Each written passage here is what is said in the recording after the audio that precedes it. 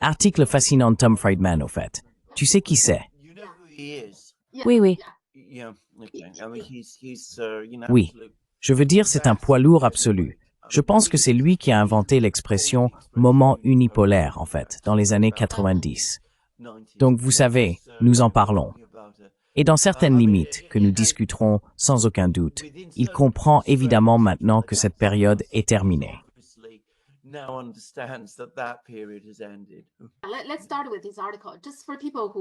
Commençons par cet article, juste pour les personnes qui ne l'ont pas lu. Donc, mon impression de cet article est qu'il essaie de dire que la Chine devrait être du côté des États-Unis, n'est-ce pas? Il semble reconnaître le défi. Il a dit qu'aujourd'hui, le monde fait face à 3 défis existentiels: l'intelligence artificielle incontrôlée, le changement climatique et le désordre croissant dû à l'effondrement des États. Et donc pour lui, il semble qu'il reconnaisse que pour résoudre tous ces problèmes, les États-Unis et la Chine doivent travailler ensemble. Et voici ce qu'il a dit, que je trouve intéressant. Il a dit que seuls les États-Unis et la Chine, travaillant ensemble avec le FMI et la Banque mondiale, auront les ressources, le pouvoir et l'influence pour endiguer une partie de ce désordre. C'est pourquoi je défie à plusieurs reprises mes interlocuteurs chinois. Pourquoi traînez-vous avec des perdants comme Vladimir Poutine, la Russie et l'Iran? Comment pouvez-vous être neutre entre le Hamas et Israël? Il me semble très évident qu'il essaye de tirer la Chine du côté des États-Unis contre la Russie, l'Iran et le Hezbollah. Est-ce exact?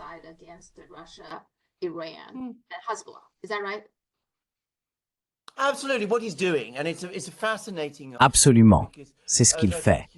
Et c'est un article fascinant parce que, comme je l'ai dit, il est l'une des grandes figures de poids lourd dans le journalisme des affaires internationales américaines. En fait, à certains égards, la figure la plus importante dans le journalisme des affaires internationales. C'est aussi quelqu'un qui, dès les années 90, a certainement salué ce qui était à l'époque le moment unipolaire. Il était la personne qui parlait des États-Unis comme étant la puissance extraordinaire. Il comprend maintenant, c'est un homme intelligent, que c'est fini, que la Chine est au moins aussi puissante à certains égards, à bien des égards, que les États-Unis. Mais il n'est pas prêt à faire ce pas supplémentaire parce qu'il veut une relation dans laquelle la Chine est d'accord avec les États-Unis.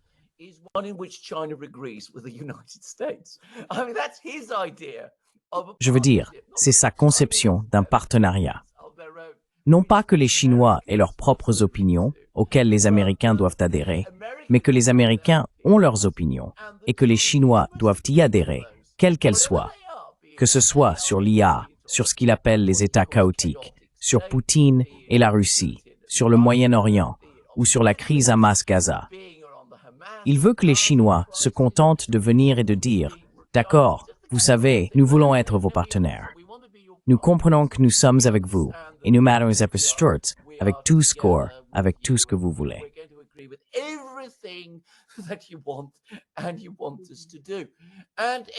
Et il veut que nous le fassions. Et encore une fois, cela trahit l'état d'esprit impérial. Car en même temps qu'il dit cela, ce que Thomas Friedman dit aussi, c'est qu'il est dans votre intérêt, Chine, d'être d'accord avec nous sur tout. Il ne peut pas imaginer, encore une fois, comme je l'ai dit de nombreuses fois, une situation où un autre pays a une opinion différente et effectivement le droit d'avoir une opinion différente. Donc ce dont il parle n'est pas un véritable partenariat, car ce n'est pas un véritable partenariat. C'est un exemple classique de sens unique.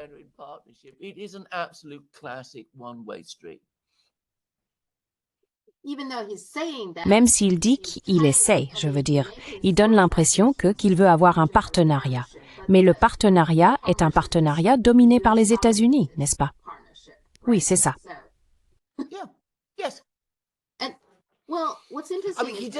Eh bien, ce qui est intéressant, c'est qu'il ne donne pas un seul exemple.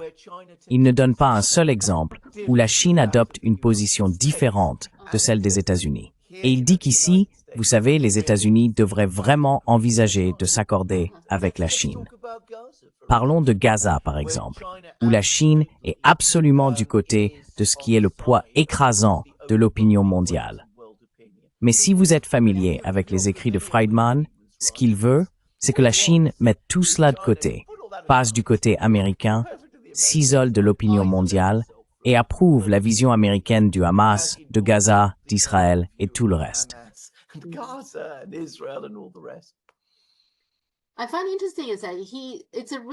Je trouve intéressant que vous entendiez vraiment les médias américains parler du communiqué, n'est-ce pas? Mais il n'a mentionné que le communiqué de Shanghai, il n'a pas mentionné les deux autres.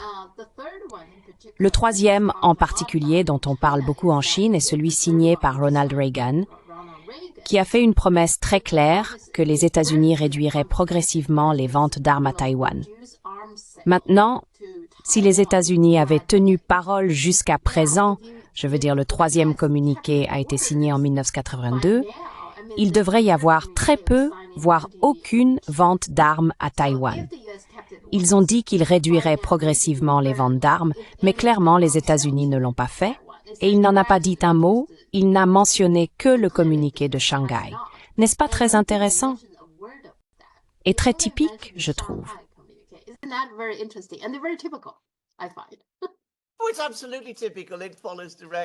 C'est absolument typique. Cela découle directement de ce que nous disions auparavant. Donc la Chine doit être d'accord avec les États-Unis sur tout. Évidemment, c'est un pays important. Nous devons le prendre au sérieux. Nous devons lui montrer un grand respect, mais ça doit toujours se faire selon nos conditions. Et s'il y a des documents signés qui disent des choses qui nous sont incommodes à Washington, eh bien, vous savez, le mieux, c'est qu'en 1982, nous avons dit que nous mettrions fin aux ventes d'armes à Taïwan avec le temps. Je veux dire, cela n'est vraiment pas important, parce que nous devons développer cette grande nouvelle amitié où nous contrôlons l'IA et tous ces mauvais acteurs dans le monde, et faisons toutes ces choses parce que c'est ce que l'Amérique veut. C'est essentiellement de cela qu'il s'agit.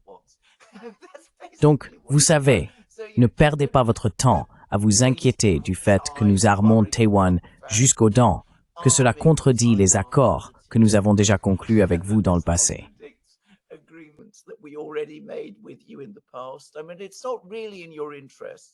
Je veux dire, ce n'est pas vraiment dans votre intérêt de faire un problème de cela, parce que nous savons mieux, parce que nous sommes l'Amérique. C'est essentiellement de cela qu'il s'agit. Et c'est exactement le problème avec les Américains. Je veux dire, ils ont une mémoire incroyable en ce qui concerne les événements utiles et importants pour eux, et oublient tout le reste.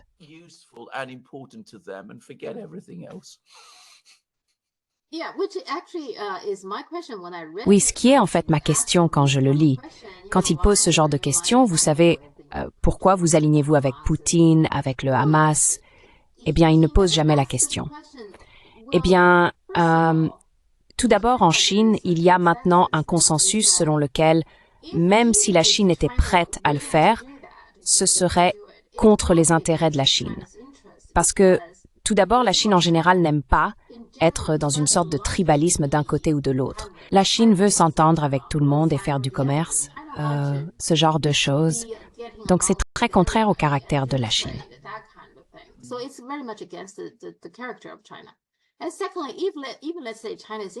Et deuxièmement, même si, disons, la Chine est intéressée par cela, il y a deux problèmes.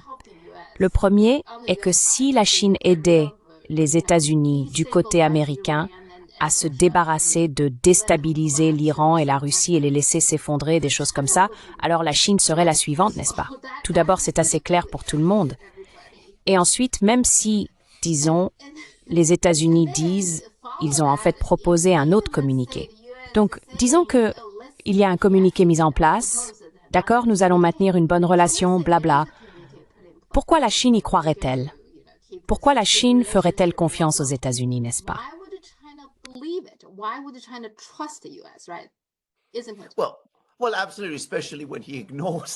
Eh bien, absolument.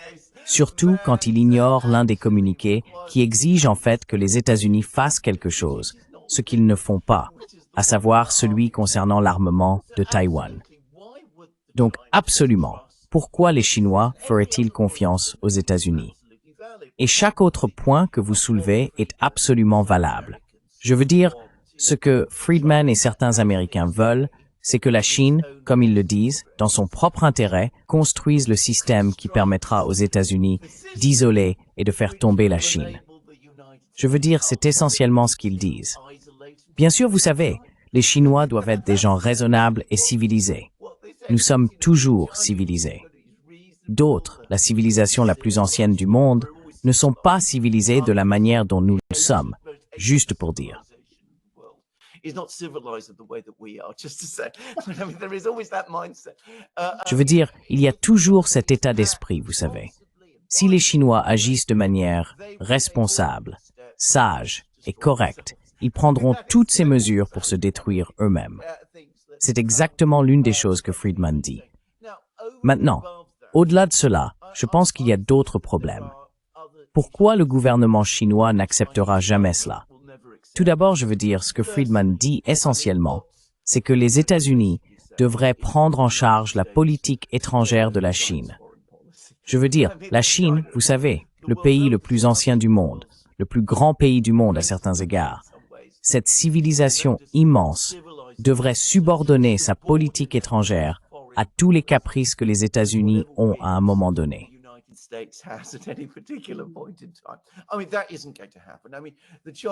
Je veux dire, cela ne va pas arriver. Le peuple chinois a lutté pour son indépendance depuis, aussi loin que l'on puisse se souvenir. Mais en termes d'histoire moderne, depuis que les Britanniques ont commencé à entrer en Chine dans les années 1840, ils ne vont pas abandonner leur indépendance maintenant. Je veux dire, c'est tout simplement absurde. C'est une idée ridicule. Et deuxièmement, ce que Friedman dit en réalité, et je pense que c'est un point de vue que beaucoup de gens au sein du gouvernement chinois partagent, et pas seulement le gouvernement chinois, mais aussi la communauté académique et toutes sortes d'autres milieux, c'est que ce que les Américains demandent aux Chinois de faire ne va pas stabiliser la situation mondiale.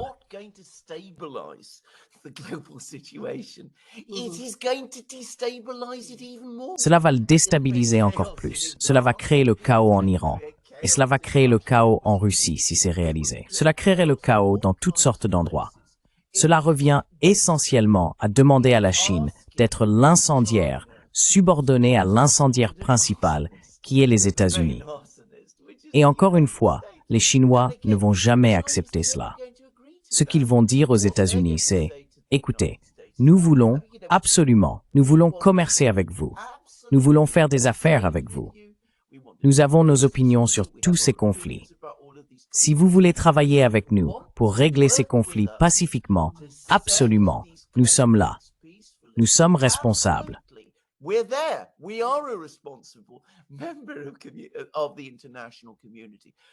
Membres de la communauté internationale. Mais s'il vous plaît, ne nous faites pas la leçon. Ne nous imposez pas de toujours être d'accord avec vous sur tout. Nous avons droit à notre point de vue et nous comprenons ce que vous ne semblez pas faire, que d'autres ont aussi des points de vue qui doivent en outre être respectés. C'est la différence fondamentale entre les deux pays. C'est un article très intéressant car il met en lumière ces différences de manière plus marquée que ce que l'on a tendance à voir et je pense qu'il est sincère à ce sujet. En tendant la main à la Chine, ce qu'il fait, c'est exposer les limites de l'état d'esprit américain à ce moment précis.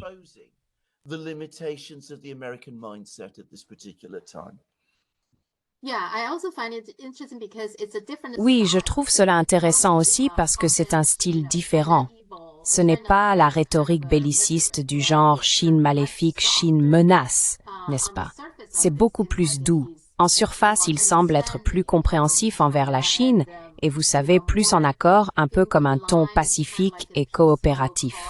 Mais en fin de compte, c'est toujours ce que vous dites. Si vous lisez entre les lignes, ça est fond pour lui et que vous aimez fêter ce que nous disons.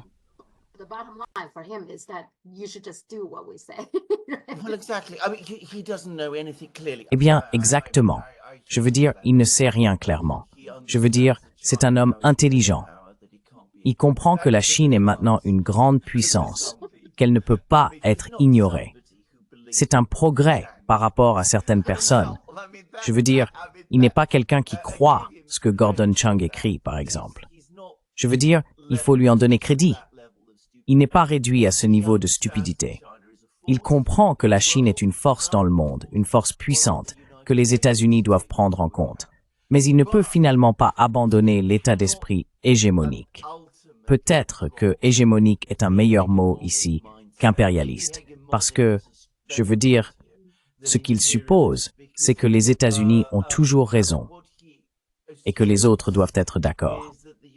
Et en ce qui concerne la Chine, je dois dire ceci. Je ne pense pas qu'ils la comprennent très bien. Je ne pense pas qu'ils la comprennent du tout, en fait.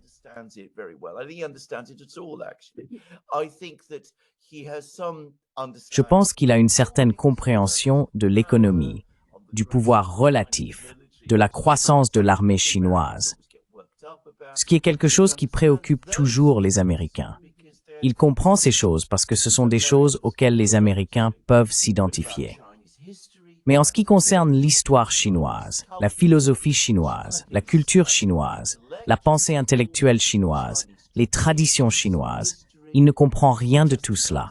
Et c'est vraiment remarquable, parce que je me souviens que lorsque je suis arrivé il y a quelques années à Shanghai, la toute première chose que vous voyez en arrivant à l'aéroport était des déclarations sur la culture chinoise et sur l'immense fierté et l'importance qu'elle revêt pour le peuple chinois. Donc, si vous ne comprenez pas et n'abordez pas la Chine, surtout de cette manière, en regardant ses traditions, ses philosophies, ses histoires, le genre d'endroit qu'elle est au bout du compte, ce qui fait que le peuple chinois est ce qu'il est, vous n'allez pas la comprendre.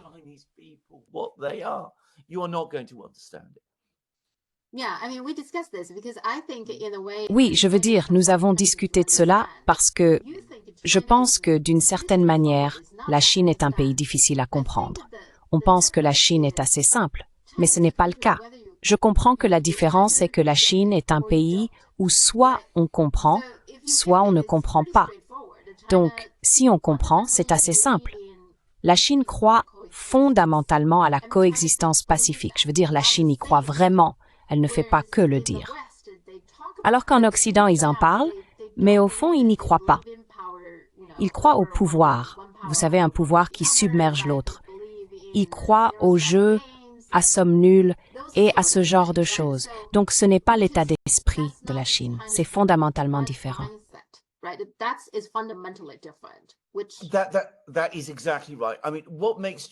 C'est exactement ça. Je veux dire, ce qui rend la Chine très difficile à comprendre pour les Occidentaux, c'est qu'elle est différente. Mais si vous mettez cela de côté et essayez de comprendre la Chine selon ses propres termes, je pense que c'est très simple. Je veux dire, il y a une littérature colossale, il y a un art colossal qui s'étend sur des milliers d'années. Cela vous éduque. Vous pouvez vous repérer très rapidement. Pour le répéter encore, les Chinois sont un peuple très direct. C'est clair, c'est absolument évident pour moi. Je ne comprends pas pourquoi les Occidentaux ne le voient pas. Mais n'oubliez pas, je suis grec, et les Grecs peuvent être, je ne suis pas complètement occidental.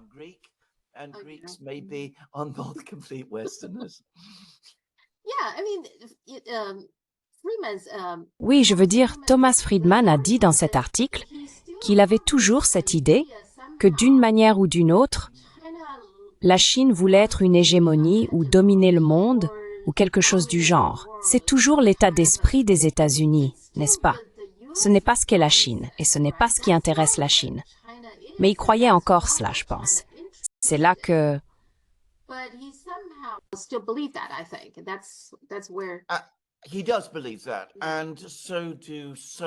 Il le croit, et beaucoup de gens en Occident aussi.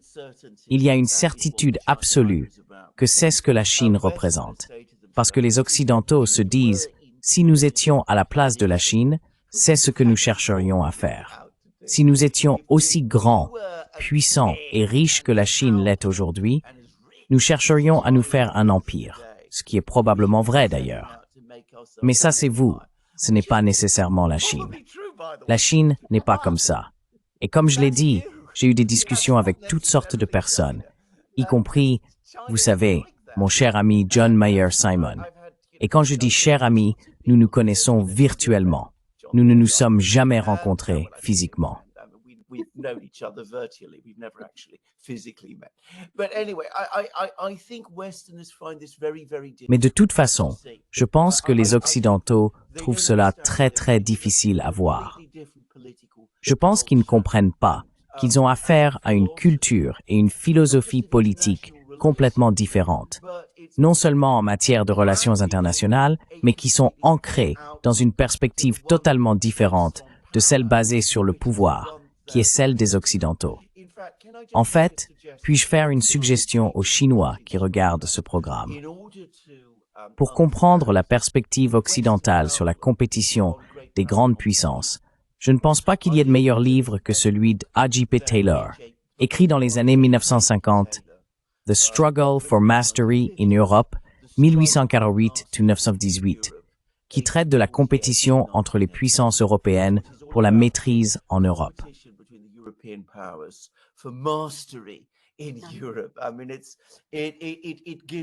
Je veux dire, cela vous donne une compréhension très très claire.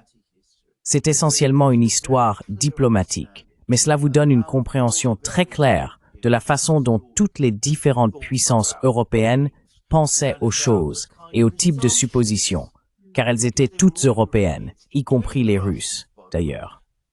Donc, n'excluez pas les Russes de cela, y compris les Russes. Comment ils pensaient tous. Ils opéraient tous dans ce cadre de pensée en termes finalement de pouvoir, de contrôle, de domination. La Chine n'est pas à propos de cela.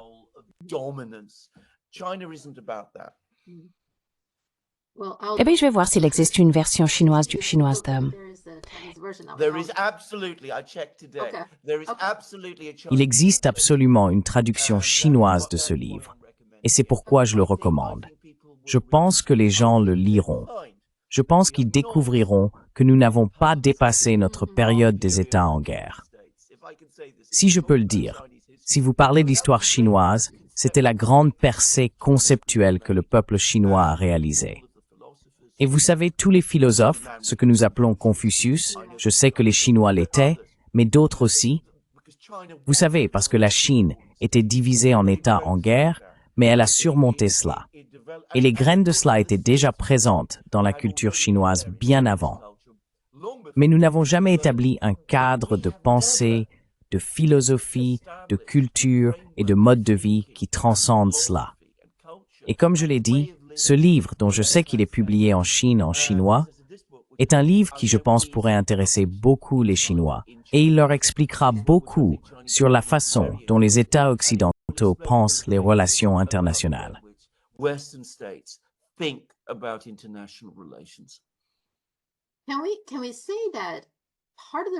Peut-on dire qu'une partie de la raison pour laquelle il est si difficile pour les Occidentaux de comprendre la Chine est que c'est un nouveau concept pour les élites occidentales de renoncer à toutes ces années de réflexion, une façon de penser pour adopter une toute nouvelle façon de penser où tout le monde est égal et nous pouvons gagner quand nous pouvons, vous savez, vivre paisiblement, coexister pacifiquement sans que l'un domine l'autre. C'est une toute nouvelle façon de penser qui est très difficile. Vous savez, c'est d'accord, mais gardez à l'esprit que nous avons un conditionnement.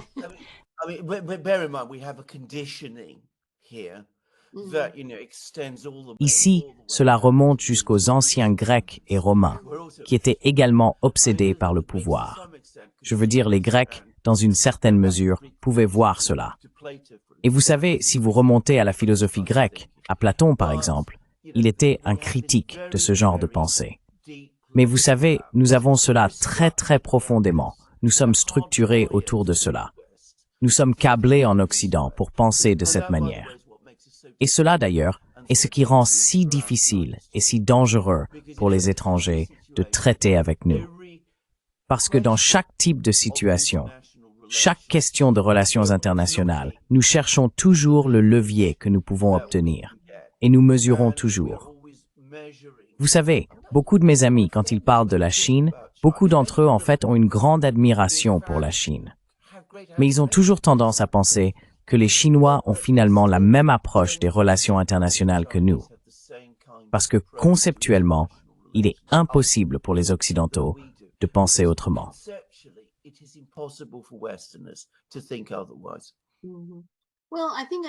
Eh bien, je pense qu'une partie de cela est probablement que c'est plus rapide de résoudre les problèmes, n'est-ce pas?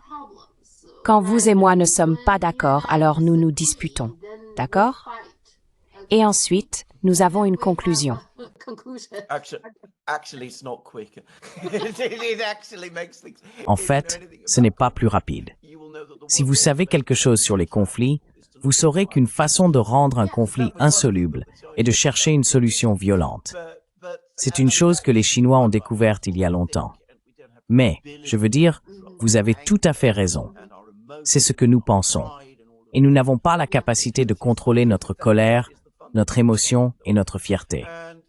C'est le problème fondamental que nous avons. Comme je l'ai dit, nous sommes câblés pour être ainsi. Je ne dis pas que cela ne peut jamais changer. En fait, il est tout à fait plausible qu'à mesure que le monde change, nous changions avec lui. Mais depuis 500 ans, nous sommes la civilisation dominante, du moins dans les parties du monde avec lesquelles nous avons interagi. Donc, nous n'avons pas vraiment eu l'impulsion de changer. Mais peut-être commencerons-nous à le faire à partir de maintenant.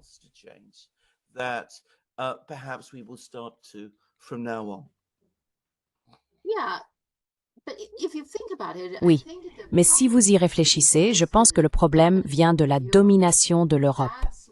Avant cela, si vous regardez l'Afrique, si vous regardez l'Amérique, les gens vivaient effectivement en paix. Vous savez, différentes tribus. Il n'y avait même pas de frontières claires entre les pays, n'est-ce pas? Il y avait différentes tribus, et elles pouvaient être très différentes à bien des égards. Mais elles ont coexisté pacifiquement pendant longtemps. C'est les Européens qui ont en fait perturbé tout cela, je pense.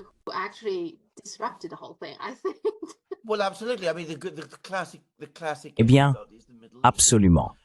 Je veux dire, l'exemple classique est le Moyen-Orient. Avant que les Européens ne commencent à s'impliquer au Moyen-Orient, pendant les longs siècles ottomans avant la Première Guerre mondiale, il y régnait une paix relative. C'était un coin tranquille. Les gens pouvaient mener leur vie. Il y avait de nombreuses communautés différentes, chrétiens, druzes, chiites et sunnites. Ils avaient toutes sortes de structures et de choses différentes. Mais il n'y avait pas la violence constante, la guerre et les conflits que l'on voit aujourd'hui. Les Européens sont arrivés après la Première Guerre mondiale et depuis lors, ce n'est que crise.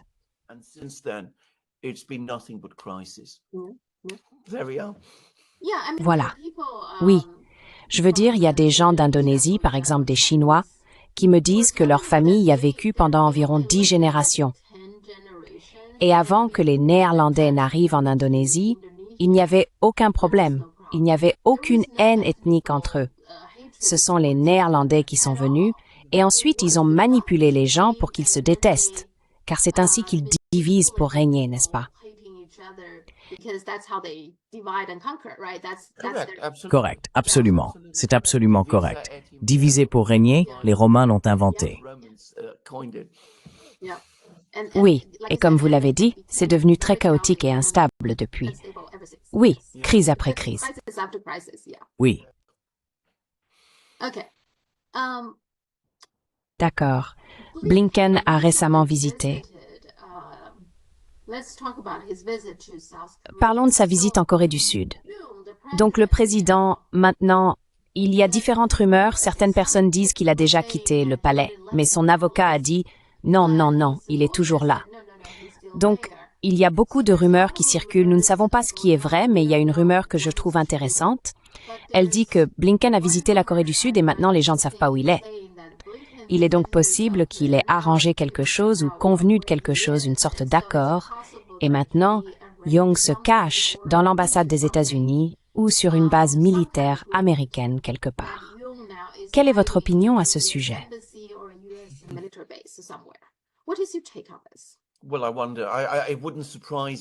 Eh bien, je me demande. Cela ne me surprendrait pas.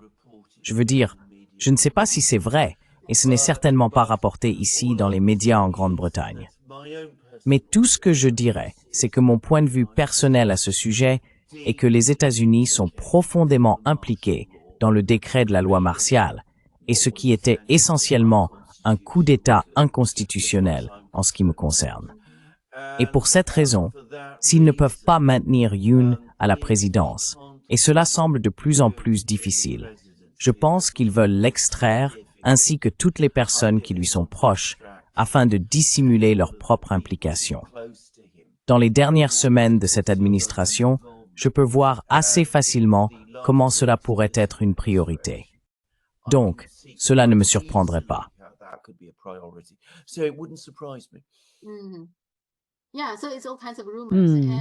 Oui, donc il y a toutes sortes de rumeurs et bien sûr il a aussi visité le Japon. Entre-temps, Jake Sullivan a visité l'Inde.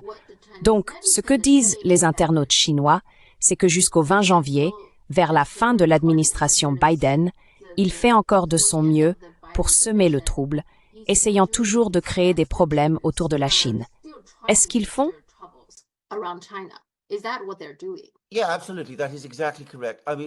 Oui, absolument. C'est exactement correct.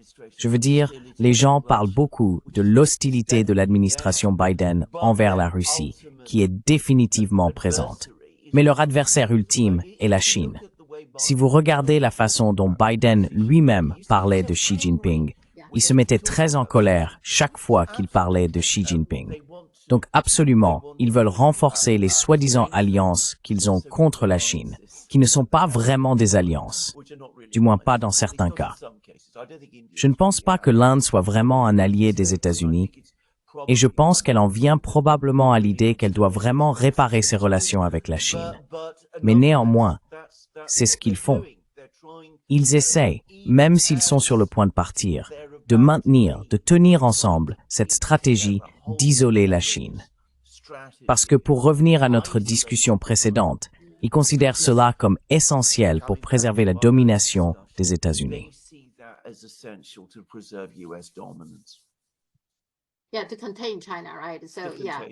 Oui, pour contenir la Chine, n'est-ce pas?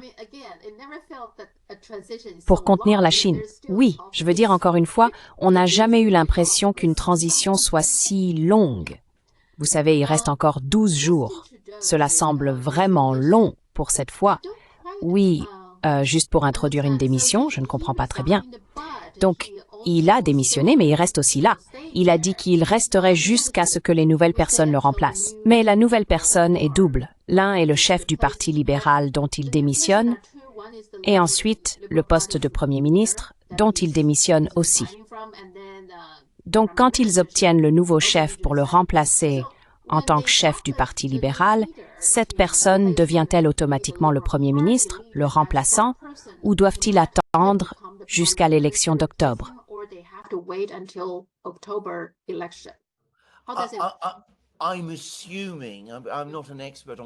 Je suppose, je ne suis pas un expert en politique canadienne, mais je suppose que le Canada suit le modèle de Westminster.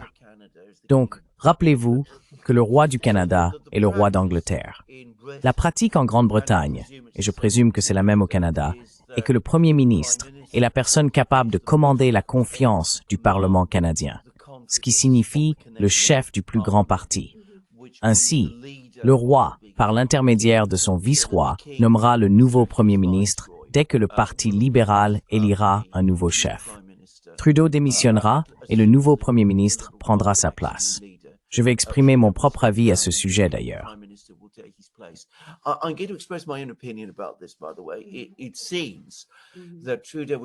Il semble que Trudeau était sur le point de perdre un vote de confiance au Parlement canadien. Je pense qu'il a démissionné non seulement de sa propre initiative, mais aussi parce que son parti voulait qu'il démissionne pour éviter des élections qu'ils auraient perdues très très gravement. S'ils avaient perdu un vote de confiance, il aurait été très difficile, encore une fois sous le modèle de Westminster, de résister à un appel aux élections. Donc, il voulait éviter des élections. Trudeau a démissionné. Il va rester Premier ministre par intérim. Il va probablement essayer d'organiser la succession. Je veux dire, c'est souvent comme ça. Donc, en d'autres termes, s'il perd un vote de confiance, ils convoqueront des élections anticipées. C'est bien cela? Oui, je pense que c'est de cela qu'il s'agit en fait. Ils veulent reporter l'élection jusqu'en octobre parce que leurs sondages sont tout simplement terribles en ce moment.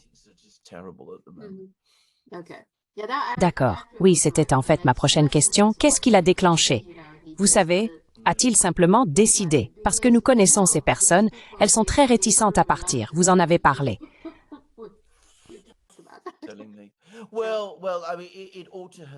Eh bien, je veux dire, cela aurait dû être évident pour Trudeau il y a au moins 2 semaines que sa position politique s'était effondrée lorsque Chrystia Freeland a quitté le cabinet. Je veux dire, à partir de ce moment-là, il n'y avait pas vraiment de moyen pour qu'il reste Premier ministre. Le fait qu'il ait essayé de s'accrocher pendant 2 semaines supplémentaires vous montre à quel point il était réticent à partir.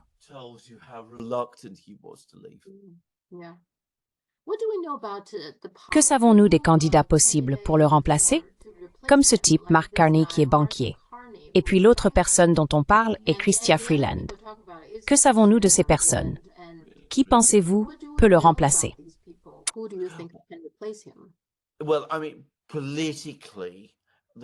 Eh bien, politiquement, les 2 personnes les plus connues en Grande-Bretagne sont Chrystia Freeland et Mark Carney. Maintenant, si je peux parler d'abord de Chrystia Freeland. Elle était journaliste au Financial Times et je me souviens avoir lu ses articles et rapports et en avoir été complètement peu impressionné. À tel point que lorsqu'elle est devenue une figure majeure de la politique canadienne, il ne m'est jamais venu à l'esprit qu'elle était la même personne qui écrivait ces articles pour le Financial Times. J'ai supposé qu'il s'agissait simplement de 2 personnes portant le même nom. Cela m'a laissé incrédule qu'elle puisse monter si haut et si vite. Je pense qu'elle a simplement grimpé et grimpé parce qu'elle est cette figure fervente anti-russe, ce qu'elle est.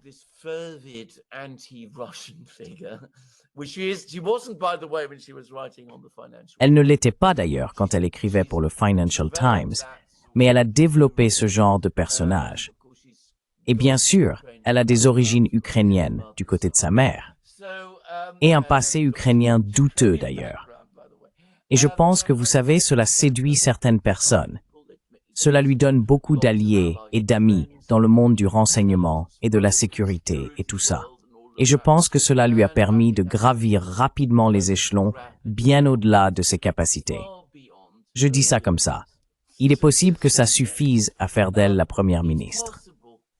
Maintenant, Mark Carney est un homme plus intéressant, en ce sens qu'il a été gouverneur de la Banque centrale du Canada, et il a également été, pendant un certain temps, gouverneur de notre banque ici en Angleterre, la Banque centrale ici en Angleterre. C'est intéressant.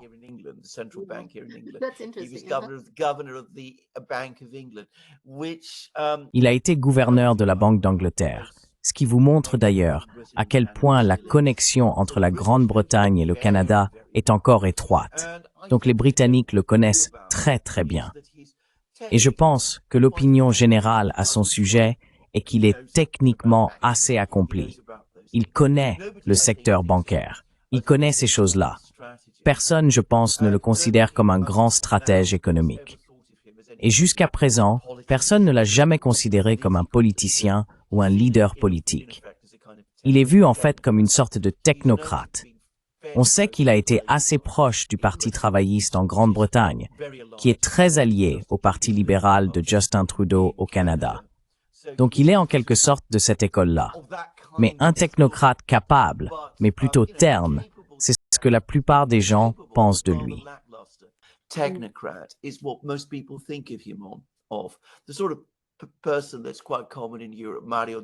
Le genre de personne assez courant en Europe, comme Mario Draghi par exemple, qui a été Premier ministre de l'Italie, c'est le genre de personne qu'il semble être.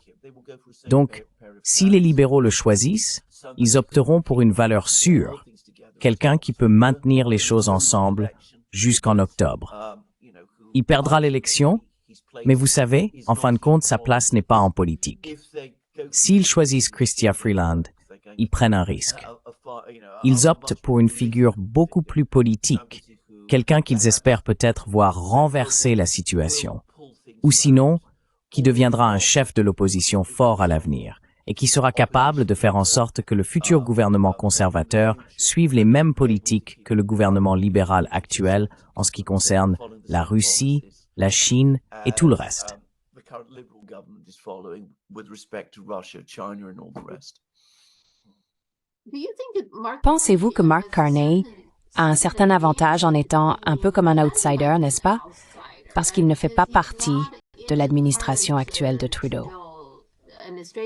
Oui, D'accord. Yes, I think he does. I think he does. And I oui, think he je might pense be qu'il le fait. appealing for that Je very pense qu'il le reason fait. amongst Et je a lot- pense a qu'il lot pourrait of même être Canadians. attrayant pour cette raison, même parmi beaucoup de Canadiens. Et je vais dire, je pense qu'il est plus susceptible de pouvoir maintenir les choses ensemble que Chrystia Freeland ne le serait. Donc vous savez, je peux le voir être un premier ministre relativement réussi et relativement populaire jusqu'en octobre. Il ne serait probablement pas capable de redresser suffisamment la situation pour permettre aux libéraux de gagner les élections. Mais il pourrait limiter les dégâts et ensuite, vraisemblablement, il partirait, car il aurait perdu. Et à ce moment-là, Chrystia Freeland ou quelqu'un comme elle pourrait prendre le relais. Mais vous savez, c'est l'idée. Vous mettez un technocrate aux commandes. Il maintient les choses ensemble jusqu'au moment où les politiciens peuvent revenir. Cela s'est produit de nombreuses fois, en Grèce d'ailleurs, en Grèce et en Italie. C'est très courant. In Greece and in Italy, this is very common.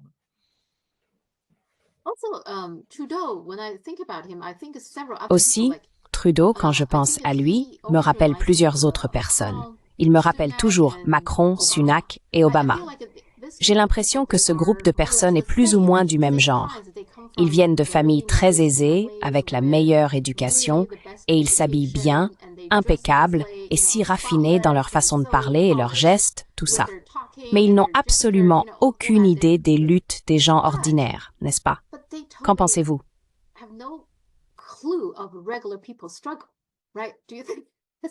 Absolutely true. Actually, I agree with that entirely. Absolument vrai. Je suis entièrement d'accord avec cela.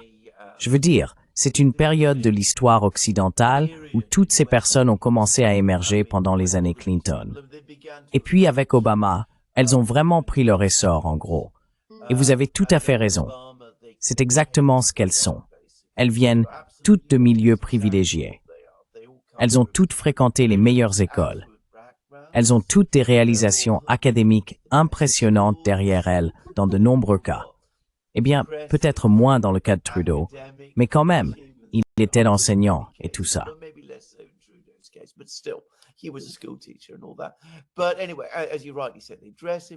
Mais de toute façon, comme vous l'avez justement dit, ils s'habillent impeccablement.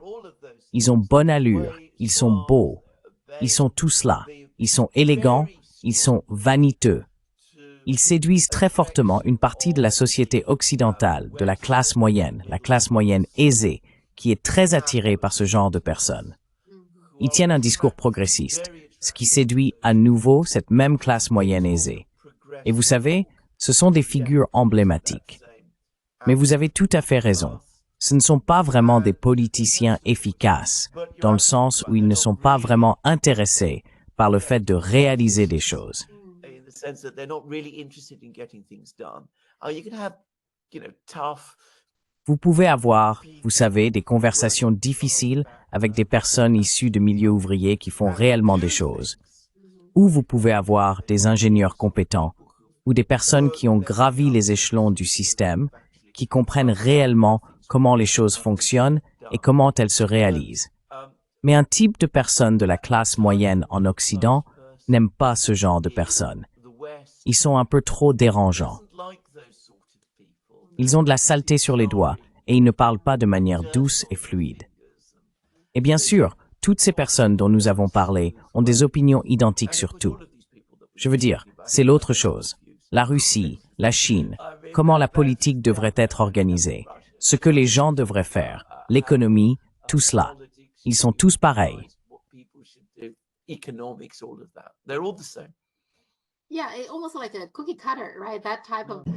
Oui, presque comme un moule, n'est-ce pas?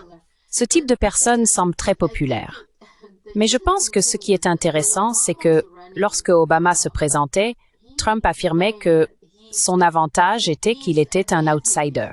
Je pense que Macron a également mené une sorte de campagne, vous savez, il a créé son propre parti, n'est-ce pas? Il ne s'est pas élevé à partir du système de partis existant, donc ils ont tous essayé de se présenter comme des outsiders. Mais dès qu'ils sont arrivés au pouvoir, ils ont à peu près fait ce que le système existant voulait qu'ils fassent, n'est-ce pas?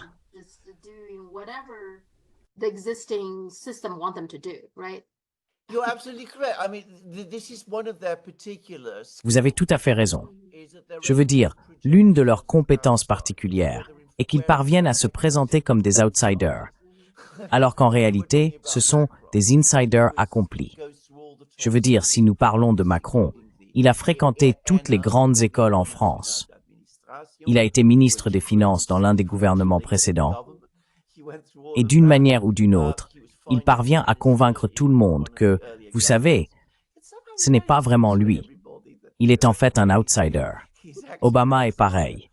Il a ce genre de récit selon lequel il est une sorte d'outsider, mais il a en réalité été profondément impliqué dans la politique à Chicago. Il est professeur de droit constitutionnel à Chicago.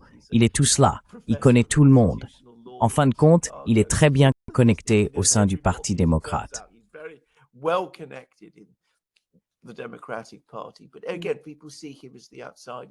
Mais encore, les gens le voient comme l'outsider. Et quant à Justin Trudeau, il est bien sûr l'initié par excellence parce que son père a été Premier ministre pendant je ne sais pas combien d'années, au moins 11 ans. Donc cela doit faire de lui un initié, ce Premier ministre. Je veux dire, vous avez tout à fait raison. Ils ont été très habiles à projeter cette image d'eux-mêmes, même s'ils sont exactement le contraire.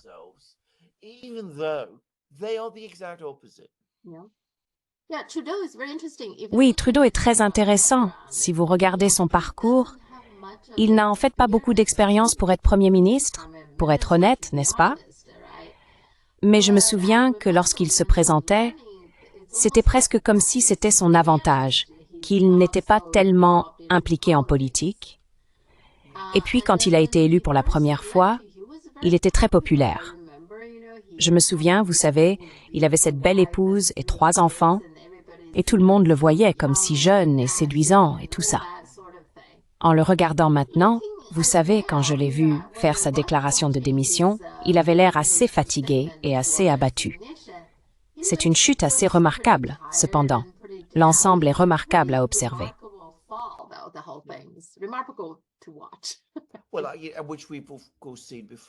Eh bien, ce que nous avons tous déjà vu. Nous l'avons vu avec Blair, qui est exactement le même. Incroyablement populaire les 2 premières années. Bel homme, magnifiquement habillé. Femme intéressante et attirante, beaucoup d'enfants, tout cela. Nous avons eu exactement cela. A quitté ses fonctions en tant que figure détestée et profondément impopulaire, ce qu'il est toujours d'ailleurs. Les gens en Grande-Bretagne n'aiment pas du tout. Même chose, bien sûr, avec Trudeau. Même chose déjà avec Macron, qui s'accroche. Obama n'a pas encore atteint ce niveau parce qu'il était bien sûr limité à 2 mandats.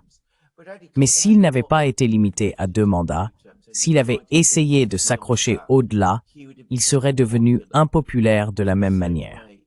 Et on pourrait dire que la montée de Donald Trump est une répudiation de son type de politique, de toute façon.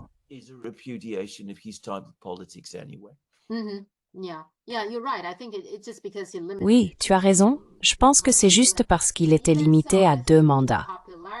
Mais même ainsi, je pense que sa popularité a beaucoup chuté. Tu sais, il n'est plus vraiment du genre « oui, nous pouvons », donnant de l'espoir aux gens. Je pense que beaucoup de gens ne l'aiment pas au point de le détester plus que les gens ne le réalisent. Je pense que beaucoup de gens probablement ne l'aiment pas. Je pense que vous avez tout à fait raison. Vous avez entièrement raison. Oui, parce qu'il est, vous savez, afro-américain. Si vous le critiquez ouvertement, vous savez. Donc oui. OK, regardons le conflit Russie-Ukraine.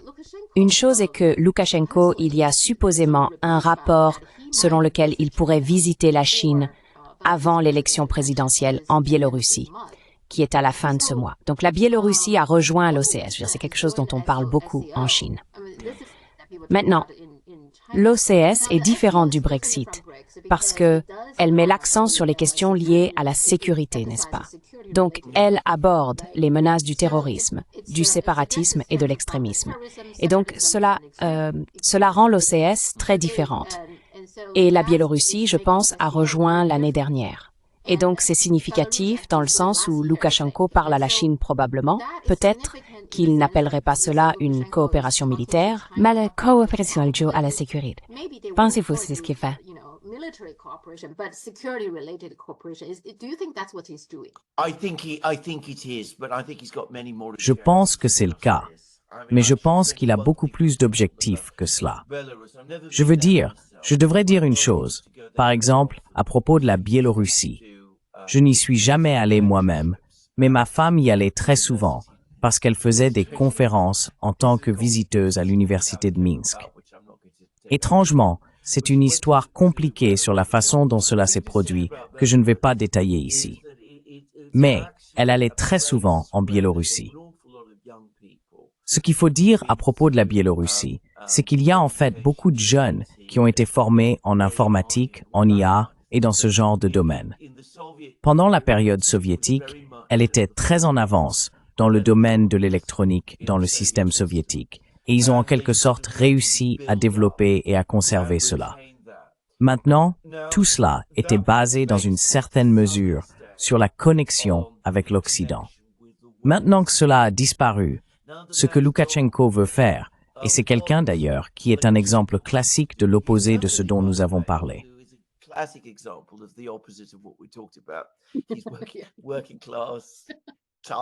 Il est de la classe ouvrière, dur, parle parfois un langage plutôt extraordinaire, mais très pratique, très travailleur, un très bon gestionnaire, quelqu'un qui s'intéresse vraiment au bien-être des gens et protège les usines et fait tout ce genre de choses. Il veut donc développer l'économie de la Biélorussie et il veut attirer les investissements chinois.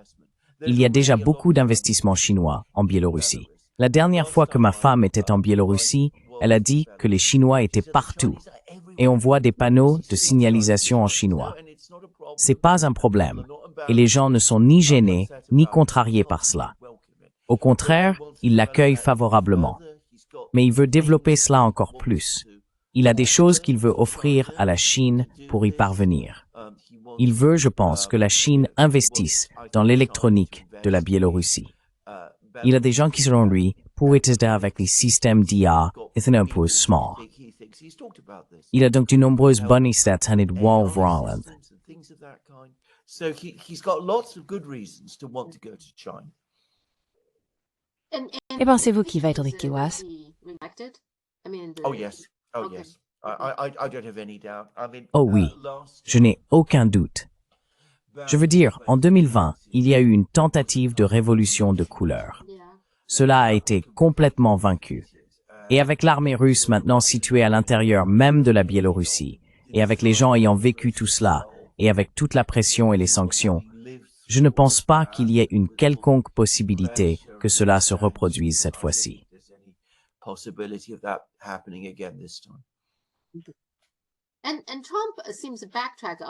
Et Trump semble revenir sur son « je résoudrai ce problème en 24 heures ».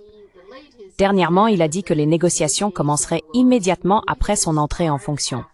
Et il a dit qu'avec un peu de chance, cela pourrait prendre bien moins de 6 mois.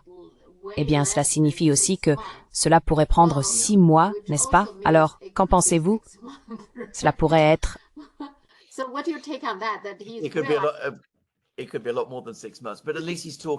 Cela pourrait être beaucoup plus que 6 mois, mais au moins il parle de manière sensée maintenant. En fait, il a dit beaucoup de choses sur l'Ukraine. Il a dit beaucoup de choses profondément préoccupantes à propos du Groenland et du canal de Panama et des choses de ce genre. Mais à propos de l'Ukraine, il commence à parler de manière beaucoup plus sensée.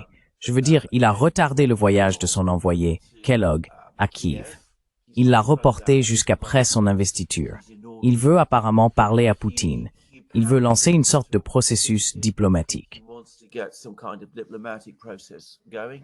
I've been saying it for a long, long time that the first thing to do. Je dis depuis très longtemps que la première chose à faire avant de développer un plan est de parler aux différentes parties et de voir si vous pouvez réellement les rassembler et leur parler pour proposer un ensemble d'idées appropriées.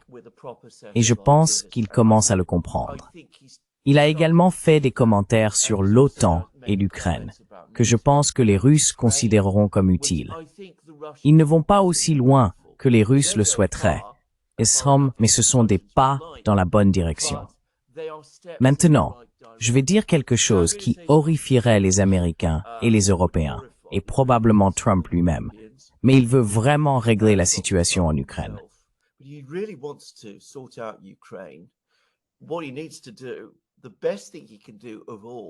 Ce qu'il doit faire, la meilleure chose qu'il puisse faire, c'est dire à Kellogg d'oublier Kiev, d'oublier même Moscou. Pourquoi ne parlez-vous pas à cette personne qui a déjà visité ces deux capitales et qui essaye de faire avancer les choses, qui est Li Hui? Pourquoi ne pas lui parler? Je veux dire, c'est la personne à qui vous devriez parler maintenant. Et peut-être devrions-nous parler aux côtés des Chinois avec tout cela. Et vous savez, si nous travaillons ensemble sur ce point, alors vous savez, cela pourrait non seulement faciliter une paix, mais cela pourrait aussi signifier que nous pourrions réellement établir un meilleur dialogue entre nous avec les États-Unis et la Chine. Malheureusement, j'ai peur que cela n'arrive pas.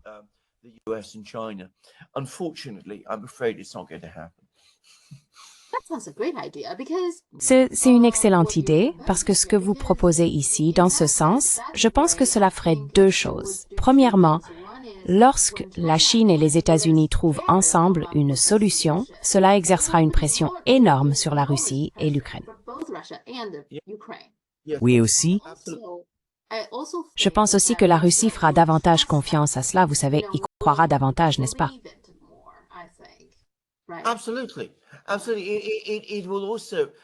absolument. Ce sera également, heureusement, une négociation plus réaliste, parce que les idées qui ont émergé de Washington et de l'Europe ces derniers mois n'ont pas été réalistes. Alors que Li Hui a réellement parlé à ces personnes. Il a rencontré Zelensky, il a rencontré Poutine, il a rencontré toutes ces personnes. Je veux dire, il a déjà formé, je pense, une image assez claire de ce que chaque côté recherche. Pourquoi ne pas avoir une mission de paix conjointe plutôt que deux différentes? Les Européens seront horrifiés, et j'ai peur que certaines personnes en Amérique ne soient pas contentes. Mais si vous êtes vraiment sérieux à propos de mettre fin à cette guerre, c'est la personne que je suggérerais à Kellogg de contacter en premier. Je n'ai vu aucun commentaire dans les médias occidentaux le suggérant.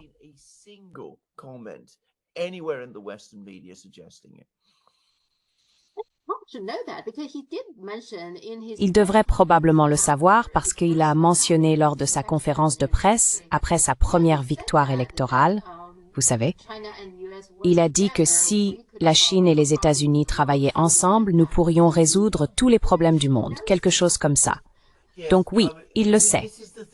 Oui, je veux dire, c'est ça avec Trump. Je veux dire, il dit parfois les bonnes choses, et puis on ne sait jamais vraiment s'il les pense vraiment et de quoi il parle exactement. Et pas de suivi. Il n'y a pas de suivi. Exactement. Je veux dire, il a des éclairs de perspicacité qu'il ne développe pas toujours. Oui. En parlant de Trump, la partie la plus folle est qu'il n'exclut pas d'utiliser l'armée pour prendre le Groenland et le canal de Panama, n'est-ce pas? Et il dit aussi qu'il veut utiliser la pression économique pour influencer le Canada. Et puis Trump Jr. vient de visiter le Groenland également. Donc il est sérieux à propos de tout cela.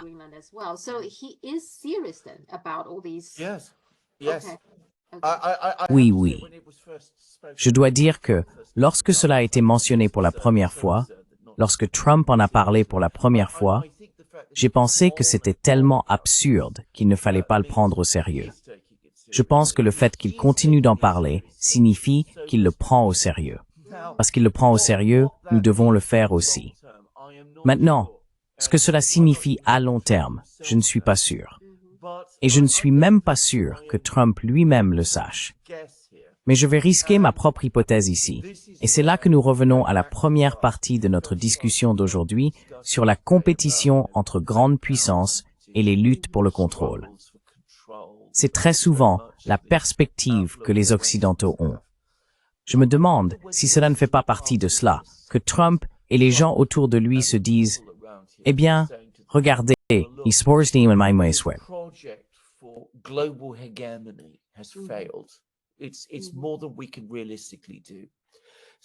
C'est plus que ce que nous pouvons faire de manière réaliste. Donc nous nous épuisons en essayant. Concentrons-nous plutôt sur notre voisinage. Établissons une sphère d'influence que nous contrôlons complètement sur un territoire proche de nous. Puis utilisons toutes les ressources énormes qui en découlent pour nous positionner plus fortement dans cette période de grande compétition de puissance, cette rivalité, cette bataille pour la domination avec la Chine et peut-être la Russie qui est à venir. Et si c'est ce genre de réflexion, cela serait certainement cohérent avec un certain courant de pensée occidental. On pourrait même soutenir, si l'on pense de cette manière, que ça pourrait même avoir un certain sens. Je dis juste oui. Et en ce qui concerne le Groenland, qu'il... Yeah. And in terms of Greenland, Greenland is pretty independent, right? Le Groenland est assez indépendant, non? Même s'il est sous le Danemark.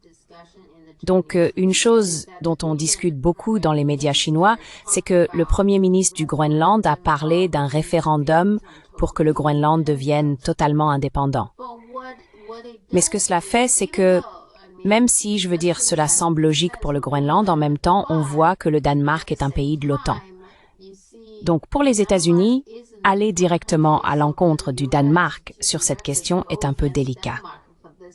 Alors que si le Groenland devient totalement indépendant, alors Trump pourrait simplement prendre, je veux dire, le Groenland n'a que 50 000 habitants ou quelque chose comme ça. Donc, il peut très facilement submerger le Groenland s'il se sépare du Danemark, n'est-ce pas?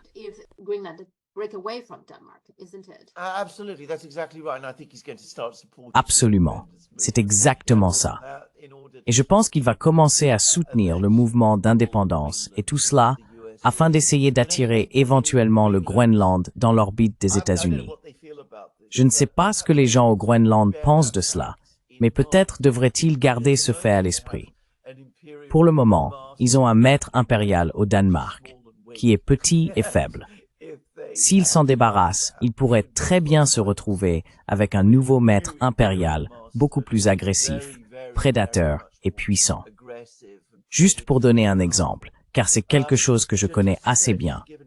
Dans les années 1960, lorsque les colonies caribéennes de la Grande-Bretagne, Bahamas, Jamaïque, tous ces endroits, ont commencé à obtenir leur indépendance de la Grande-Bretagne.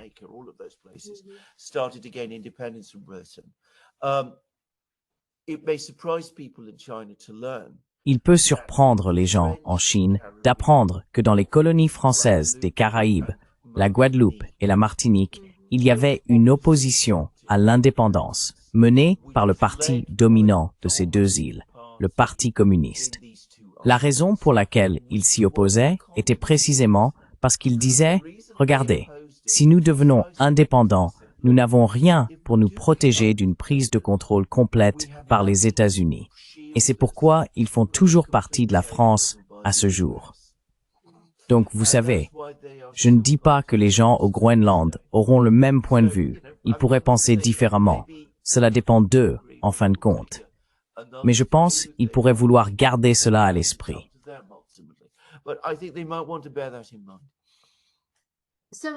Donc, en d'autres termes, l'indépendance peut aussi être utilisée comme un outil de colonisation, n'est-ce pas?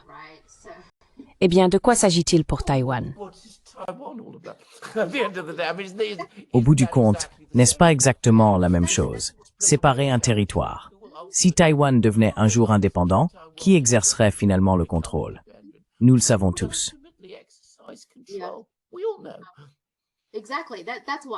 Exactement.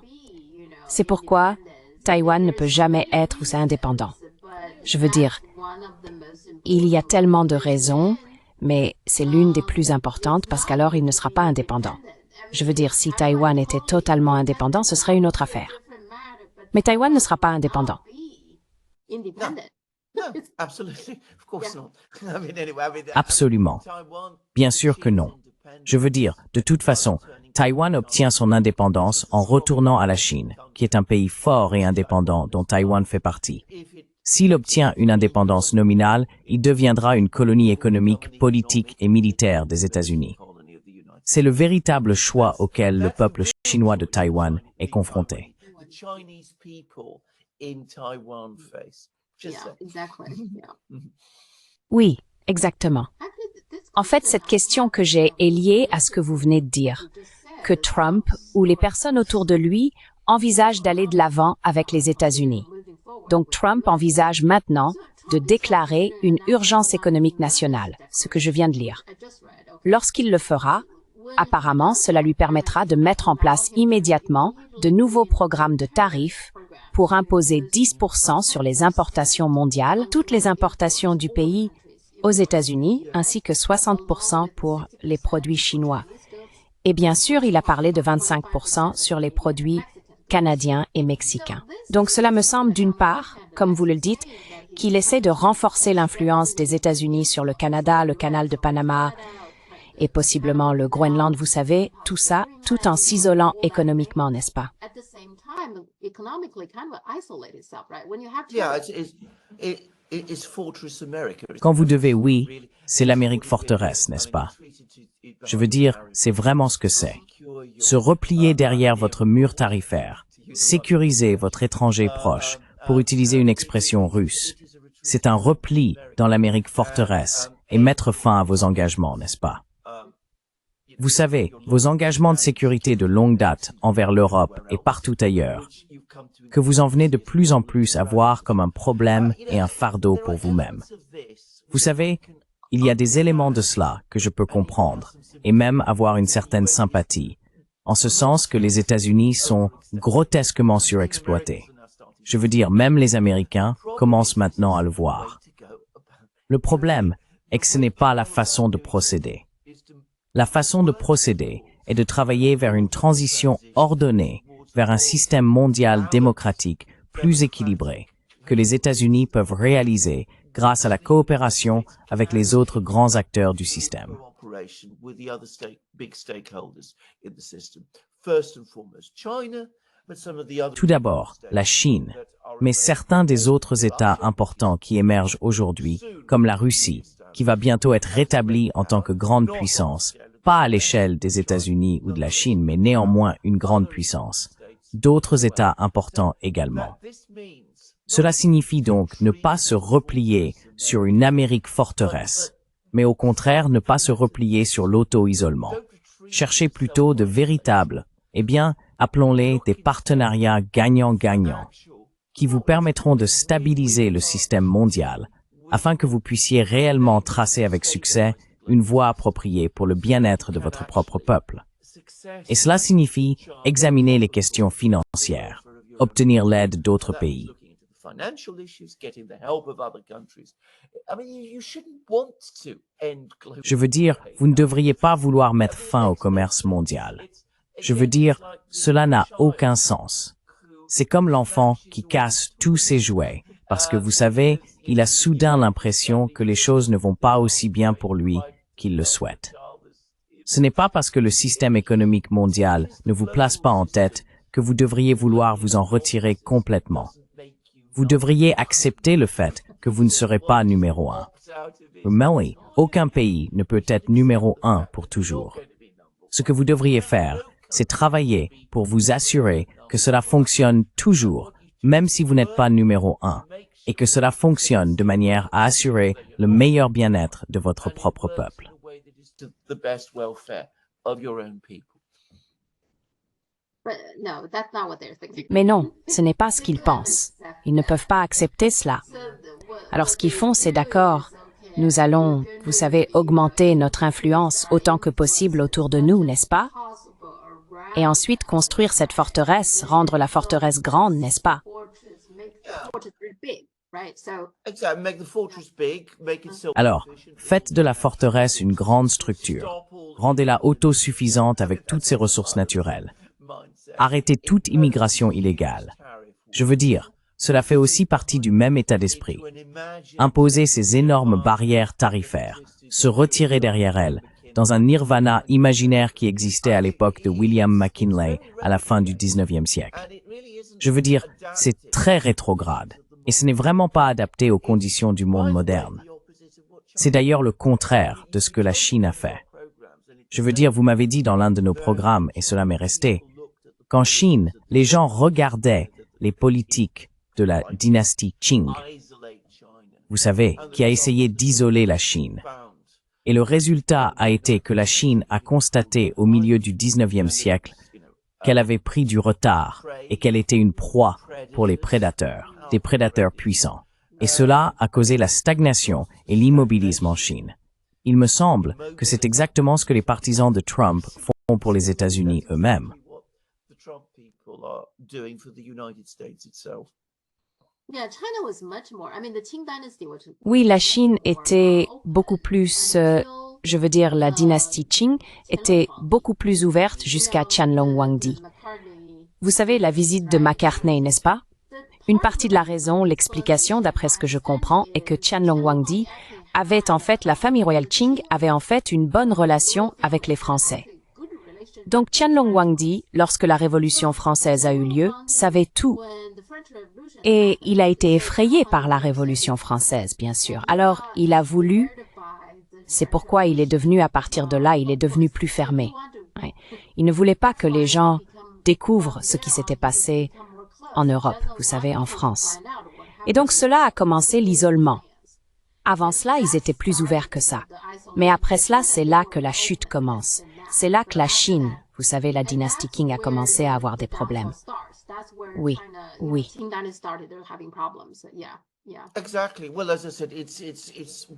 Exactement. Eh bien, comme je l'ai dit, c'est pour différentes raisons. Mais cela se reproduit. Il s'isole et ça ne va pas fonctionner. Cela ne se terminera pas bien parce que d'autres pays ne s'isolent pas. Je veux dire, les BRICS viennent de s'élargir. Ils incluent l'Indonésie, par exemple. Donc vous savez, le reste du monde ne s'isole pas. Nous ne nous retirons pas sur des îles. Si les États-Unis le font, ils seront seuls.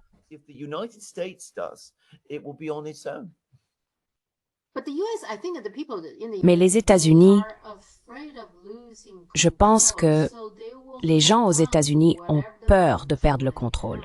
Donc ils s'accrocheront à tout contrôle qu'ils ont, je le sens. Et le contrôle pour eux est un contrôle absolu. Ce n'est pas juste, d'accord, je contrôle un certain aspect. Non, ils doivent avoir un contrôle absolu, ce qui est tellement important.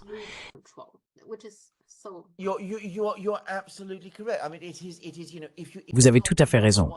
Si vous ne pouvez pas être numéro 1 partout, ce qu'ils ont essayé de faire au cours des 30 dernières années, ils veulent être numéro 1, absolu, incontesté, inégalé, près de chez eux et aux États-Unis également. Je pense qu'il y a une confusion fondamentale ici entre souveraineté et indépendance, que je pense oui, l'Amérique devrait avoir, chaque pays devrait avoir, et se replier dans l'isolement. Et je pense que c'est un repli dans l'isolement. Et comme vous le dites très justement, c'est en grande partie le produit des insécurités américaines. Le sentiment que vous savez, si vous ne pouvez pas contrôler, alors vous êtes vous-même contrôlé. Cela vient en grande partie, eh bien je veux dire, c'est une forme exagérée de cet état d'esprit que, comme je l'ai dit, les Européens ont. Oui.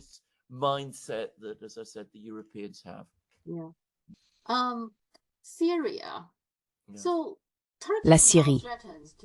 La Turquie menace maintenant de lancer une opération militaire contre les forces kurdes en Syrie, à moins que les Kurdes n'acceptent la condition d'Ankara pour une transition sans effusion de sang. Ce que je ne comprends pas très bien, une transition sans effusion de sang. Pendant ce temps, le gouvernement israélien, pas directement le gouvernement israélien, a établi un comité appelé Comité de l'OTAN ou quelque chose de similaire. Ce comité a averti la Turquie que ses ambitions de restaurer l'influence de son empire ottoman pourraient entraîner des tensions accrues avec Israël, pouvant éventuellement dégénérer en conflit. Assistons-nous à un conflit entre la Turquie et Israël, les États-Unis? Ce conflit est-il en train de se développer maintenant? It is brewing. I mean, we're not there yet. And Ça se prépare, et nous n'y sommes pas encore. Étant donné le type d'acteur dont nous parlons, il n'est pas impossible qu'une sorte d'accord pour diviser la Syrie en sphères d'influence puisse être atteint. Mais chaque jour qui passe, nous voyons la compétition entre ces puissances en Syrie pour se partager le gâteau syrien. Cela s'intensifie. Erdogan, quand il dit que les Kurdes doivent, ce qu'il veut essentiellement, c'est qu'ils capitulent et acceptent la domination de Damas. Et bien sûr, il contrôle maintenant le gouvernement à Damas. Cela signifie en effet mettre fin à l'autonomie, vous savez, notionnelle, que les Kurdes ont dans l'est de la Syrie et se soumettre à la Turquie. Et bien sûr, il veut s'en prendre au parti kurde dominant en Syrie, qui est le YPG, qui est lié au PKK, qui est le parti indépendantiste en Turquie. the Independence Party in Turkey. So he wants basically to destroy the power of the Kurds. Il veut donc essentiellement détruire le pouvoir des Kurdes en Syrie. Et il est devenu de plus en plus agressif dans la manière dont il l'exprime.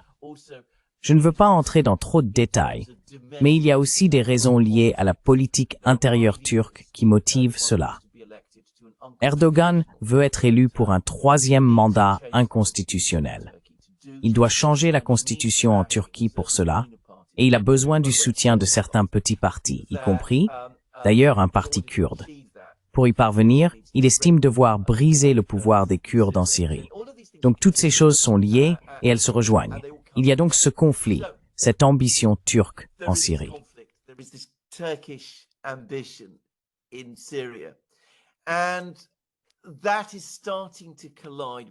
Et cela commence à entrer en collision avec les intérêts américains et israéliens, parce que les Kurdes sont parmi les plus anciens et les plus importants alliés d'Israël au Moyen-Orient.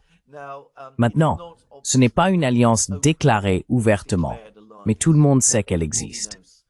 Il est également vrai que les Américains ont des liens profonds avec les Kurdes. Cela crée donc des sources possibles de conflits entre la Turquie et Israël, et entre la Turquie et les États-Unis. On parle de plus en plus de guerre maintenant. Je pense toujours que nous en sommes encore loin. Mais si vous vous souvenez, quand Assad est tombé, nous avons fait un programme ensemble, dans lequel nous avons parlé de la façon dont la Syrie devient un vide et qu'elle attire des pays concurrents et rivaux, la Turquie, Israël, les États-Unis, et que, à moins que cela ne soit géré avec soin, cela pourrait se terminer en conflit. Et bien sûr, c'est exactement ce que nous voyons maintenant. Conflict, and sure enough, that's exactly what we're now seeing. Oui. Une autre chose dont je veux te parler, c'est que la dernière fois, nous avons parlé de Russiagate.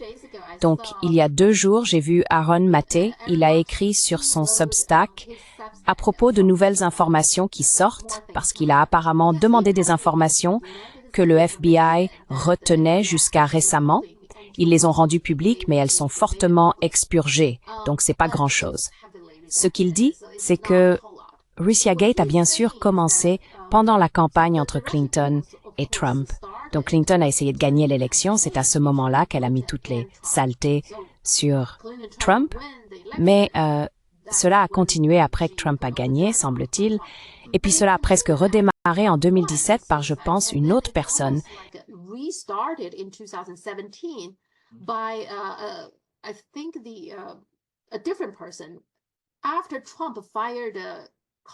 Après que Trump a licencié James Comey, son directeur adjoint, Andrew McCabe, a presque relancé la nouvelle enquête.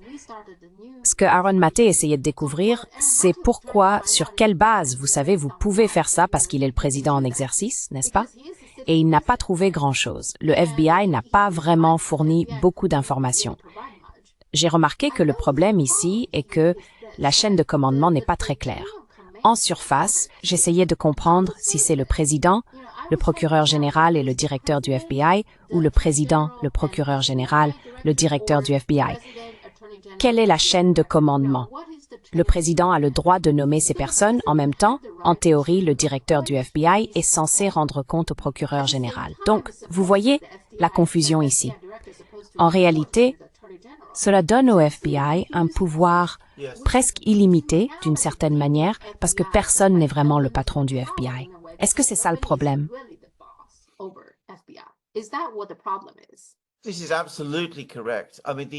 C'est absolument correct.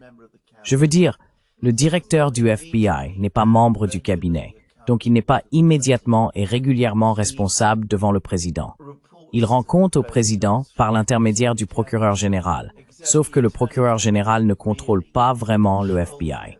Et bien sûr, le président, en théorie, peut traiter directement avec le chef du FBI quand il le souhaite.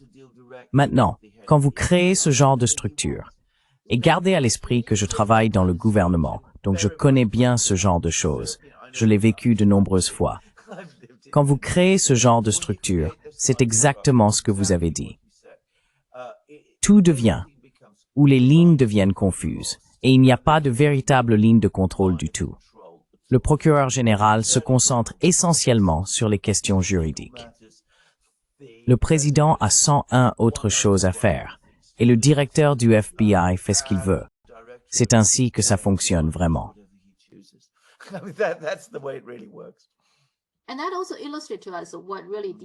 Et cela nous illustre également ce qu'est vraiment l'État profond. J'essaie toujours d'expliquer à mon public chinois ce qu'est vraiment l'État profond. C'est un concept très étrange. Mais quoi qu'il en soit, dans ce cas, semble que c'est clairement indiqué, clairement démontré que le président n'a pas vraiment de pouvoir direct dans de nombreux cas, car dans ce cas, un directeur adjoint pourrait simplement lancer une enquête sur le président. Et la raison en semble être qu'il détestait le fait que Trump ait licencié James Comey, ce que Trump a le droit de faire. Mais il détestait cela, alors il a presque commencé une enquête de vengeance. Donc ces gens, ce n'est pas juste une personne, ce n'est pas juste James Comey. Il y a une cabale profondément enracinée dans le gouvernement. C'est ce que c'est.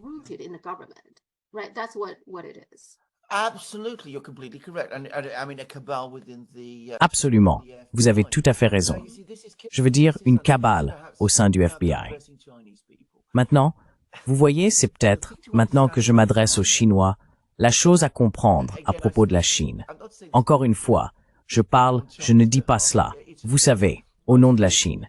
C'est juste, encore une fois, je parle en tant que quelqu'un qui comprend le gouvernement parce que j'y ai travaillé. Il y a une structure. Il y a le comité central du parti. Il y a le politburo, le comité permanent du politburo. À côté de cela, vous avez le gouvernement chinois, avec ses propres structures variées également. Vous avez aussi le Congrès. Toutes ces choses sont interconnectées. Et vous avez des lignes de contrôle.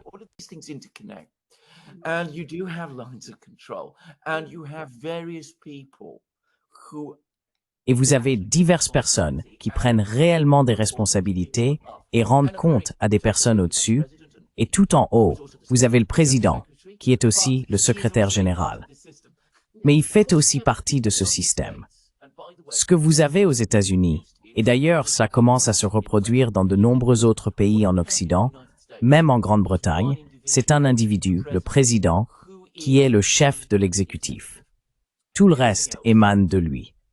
Il est l'empereur. Je veux dire sérieusement en termes de structure de pouvoir, il est l'empereur. Tout revient finalement à lui. Mais un homme ne peut pas tout diriger. Et dans ce genre de situation, parce que personne d'autre n'a de responsabilité ou d'autorité appropriée, n'importe qui peut faire essentiellement ce qu'il veut.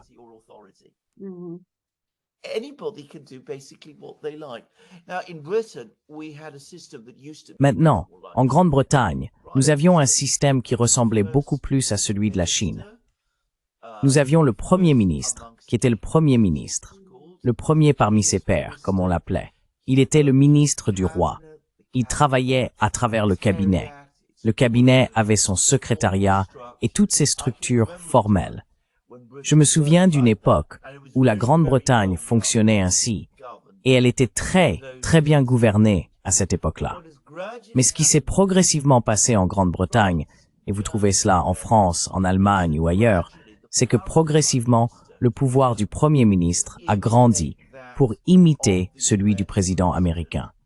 Et donc, tout, encore une fois, à un degré dangereux, est centré sur une seule personne.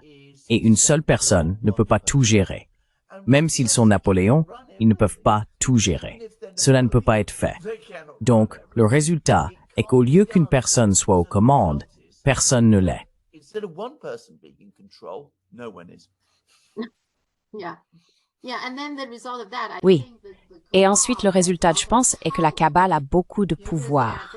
Parce que ils sont là depuis longtemps, ils sont bien établis et ils connaissent les rouages du gouvernement. Je veux dire, la situation avec cela me rappelle ce qui s'est passé avec Allen Dulles quand Kennedy l'a licencié, mais il semblait toujours avoir beaucoup de contrôle au sein de la CIA, n'est-ce pas? Donc, oui. CIA, right? So, yeah. So that's Because he has all his clientage groups that he's built. Parce qu'il a tous ces groupes de clientèle qu'il a constitués pendant qu'il était là, comme Comey et Mueller l'ont fait au sein du FBI. Oui, toutes ces structures et appareils qu'ils ont créés. Car en fin de compte, il n'y a pas de contrôle. Je veux dire, la bureaucratie permanente se dira toujours, eh bien, le président est là, mais dans 4 ans, il sera parti. Et puis, qui que ce soit qui prenne le relais, nous pourrons recommencer avec lui. Donc, je veux dire, c'est comme ça que ça fonctionne. Comme je l'ai dit, dans un système administratif constitutionnel, correctement organisé, ça ne fonctionne pas comme ça. Comme je me souviens en Grande-Bretagne, je veux dire, je vivais dans un système en Grande-Bretagne qui était différent de celui que nous avons aujourd'hui. Mais aujourd'hui, j'ai bien peur que les institutions se soient effondrées et que le pouvoir soit devenu beaucoup plus personnel que centralisé. yeah. Oui, oui. Et je pense que l'affaire Russiagate nous montre en fait comment fonctionne l'État profond. Oui, Works, yeah. Exactement. oui, super. D'accord, merci beaucoup. Parlons-en mercredi prochain. Next Wednesday again. Indeed. En effet, absolument. Passez une très bonne semaine, Sophie. À bientôt. See you then. Au revoir. Au revoir.